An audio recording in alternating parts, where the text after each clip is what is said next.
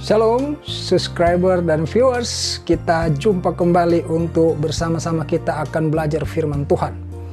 Saudara, kedatangan Yesus Kristus ke dalam dunia ini sesungguhnya hanya mempunyai satu tujuan.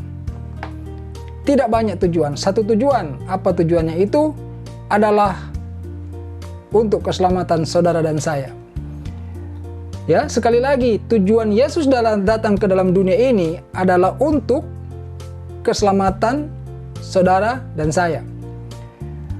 Jadi kalau hari ini saudara menerima Yesus dan saudara berharap dengan menerima Yesus itu akan terjadi pemulihan ekonomi saudara, ya, perbaikan ekonomi, ya, saudara hidup jadi lebih nyaman, saudara menjadi lebih baik keadaannya. Saya ingin katakan saudara, itu adalah suatu sikap yang salah. Saudara telah menyimpang dari tujuan Yesus Kristus datang ke dalam dunia ini. Ya, Tuhan Yesus datang ke dalam dunia ini sekali lagi untuk keselamatan, bukan untuk pemulihan ekonomi saudara. Saudara, kita akan baca dulu ya. Mari baca firman Tuhan yang tadi. Matius 9 ayat 10. Kemudian ketika Yesus makan di rumah Matius, datanglah banyak pemungut cukai dan orang berdosa, dan makan bersama-sama dengan dia dan murid-muridnya. Ya, mengenai Tuhan Yesus itu makan di rumah orang, ini salah satu saudaraku. Kalau saudara rajin membaca Alkitab, khususnya di Perjanjian Baru, saudara akan menemukan beberapa kali Tuhan Yesus makan di rumah orang, saudara. Jadi saudara bisa bayangkan ya, Tuhan Yesus itu makan aja di rumah orang. Lalu saudara datang beriman kepada Yesus, berharap saudara punya ekonomi membaik. Saudara, Tuhan Yesus itu bisa memberi saudara makan, ya. Bahkan di dalam doa Bapa kami diajarkan, ya, berilah pada kami pada hari ini makanan kami yang secukupnya. Tetapi kan kedatangan Yesus itu yang utama adalah keselamatan, ya saudara. Makanya mari kita belajar firman Tuhan yang benar, supaya saudara jangan tersesat. Nih, Yohanes 6 ayat 26 ya. Baca lagi. Yohanes 6 ayat 26. Baik, saya bacakan untuk saudara ya. Yesus menjawab mereka, "Aku berkata kepadamu, sesungguhnya kamu mencari aku bukan karena kamu telah melihat tanda-tanda, melainkan karena kamu telah makan roti itu dan kamu kenyang." Dengar nggak saudaraku? Ya, aku berkata kepadamu, sesungguhnya kamu mencari aku bukan karena kamu telah melihat tanda-tanda, melainkan karena kamu telah makan roti itu dan kamu kenyang. Kita ini hari-hari ini datang kepada Tuhan Yesus ya, rajin beribadah, banyak kali motivasi hal-hal duniawi. Ya, pemulihan ekonomi lah, ya, pergumulan hidup lah, ya, kesehatan. Bukan tidak boleh saudaraku, saudara harus mempunyai satu sikap batin yang benar di hadapan Tuhan. Ya, sebelum Yesus datang ke dalam dunia ini, ya, saudara tetap makan toh? Iya. Bukan karena Yesus datang terus saudara baru mempunyai makanan. Sebelum Yesus datang sudah makan minum, sudah bersusah payah mencari nafkah. Saudara nggak ingat Tuhan Yesus waktu itu? Iya kan? Iya. Pagi-pagi bangun nyari nafkah sampai malam. Saudara nggak menghiraukan firman Tuhan? Lalu ketika Yesus datang dengan motivasi untuk membawa keselamatan kepada saudara, malah saudara kejar soal hal begitu. Iya. Perhatikan ayat 27 ini klimaksnya nih, kuncinya nih ya. Yesus berkata lagi, "Bekerjalah bukan untuk makanan yang akan dapat binasa, melainkan untuk makanan yang bertahan sampai kepada hidup yang kekal, yang akan diberikan anak manusia kepadamu, sebab dialah yang disahkan oleh Bapa Allah dengan materainya." Bekerjalah artinya kita berusaha melakukan sesuatu di dalam dunia ini bukan untuk makanan yang akan dapat binasa. Amin. Ya, melainkan untuk makanan yang bertahan sampai kepada hidup yang kekal. Amin.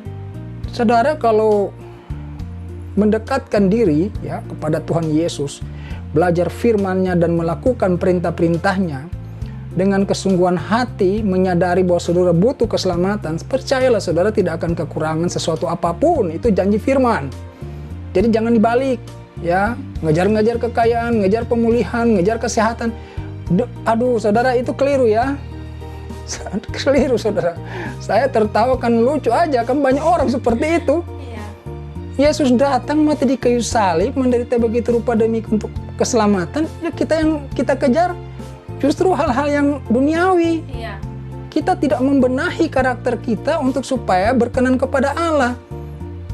Ini sesuatu yang bahaya, saudaraku. Ya, percayalah, saya katakan sekali lagi, kalau saudara menyadari keselamatan itu jauh lebih penting, maka kerjakanlah keselamatanmu itu dengan takut dan gentar.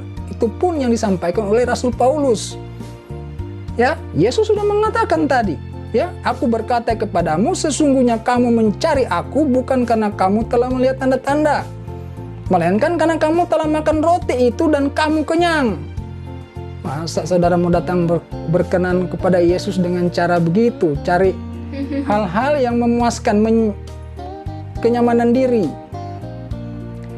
Saudara, kita butuh kenyamanan hidup, kita butuh makan minum, kita butuh biaya kehidupan. Tetapi percayakanlah semua itu kepada Tuhan, sebab yang terutama adalah hidup kita, bukan apa yang kita pakai.